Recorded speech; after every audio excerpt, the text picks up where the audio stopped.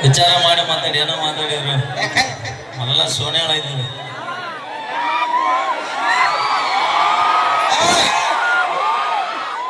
ಇಲ್ಲಿ ತಿಂಡಿ ಹುಡುಗರು ಬಾಳ ಅದಾರ ನನಗೆ ಗೊತ್ತು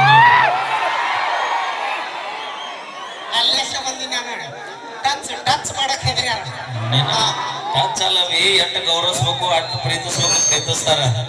ಮೇಕೆ ಬಂದ್ರೆ ಎಲ್ಲಿ ಏನ್ ಮಾಡೋದು ಗೊತ್ತಾಯ್ತು ಅವ್ರಿಗೆಲ್ಲ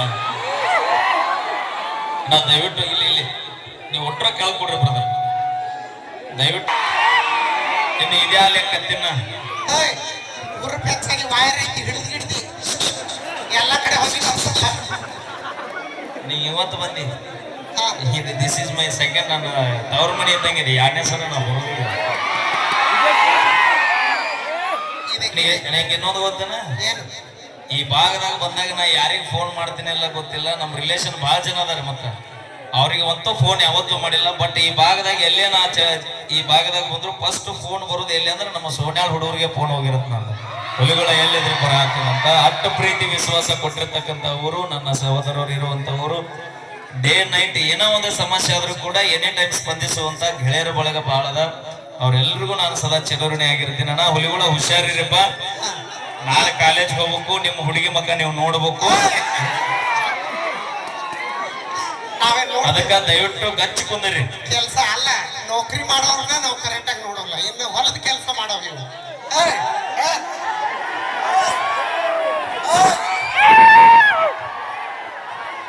ಕೈ ಮುಗಿತೀನಿ ಮ್ಯಾಲ ಕಟ್ಟಾಡ ಆ ಸಾಂಗ್ಲೆ ಜಂತ ಅಡ್ಡಾಡೋ ಟವರಸ್ ಲಾರಿ ಆಗಿದೆ ಹಾಗೆ ಥ್ಯಾಂಕ್ ಯು ಧನ್ಯವಾದಗಳಂತ ಹೇಳ್ತಾ ಈಗ ವಿಜಯಪುರ ಲಕ್ಷ್ಮಿ ಅವರ ಕಂಡ ಸಿರಿಯಲ್ಲಿ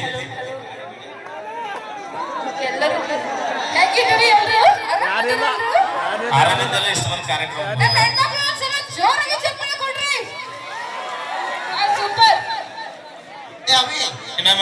ಆಧಾರ್ ಕಾರ್ಡ್ ಫ್ರೀ ಅದ ಅವರೇ ಕೊಡಿ ಕರ್ನಾಟಕ ಅಲ್ಲ ಮಹಾರಾಷ್ಟ್ರ ಐತಿ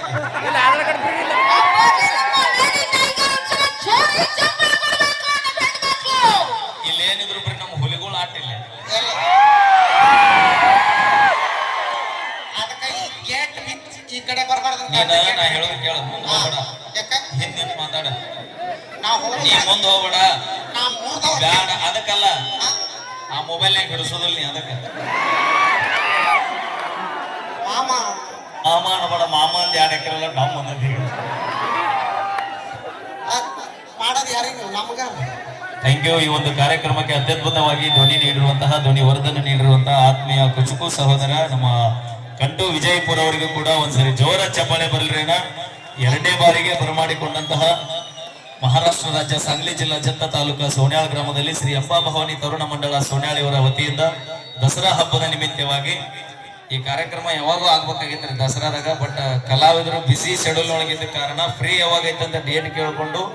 ಆಮೇಲೆ ಮಳೆ ಒಂದು ಭಾಳ ಇತ್ತು ವಾರಾನುಗಟ್ಲೆ ಮಳೆ ಇತ್ತು ನಿಜವಾಗಿಯೂ ನಮ್ಮ ಸೋನ್ಯಾಳ ಗ್ರಾಮದ ಹಿರಿಯರಿಗೆ ನಾವು ಕಲಾವಿದರು ಯಾವತ್ತೂ ಚಿರಋಣಿ ಆಗಿರ್ತೀವನ ಧನ್ಯವಾದಗಳಂತ ಹೇಳ್ತಾ ಅವೇ ಇವತ್ತ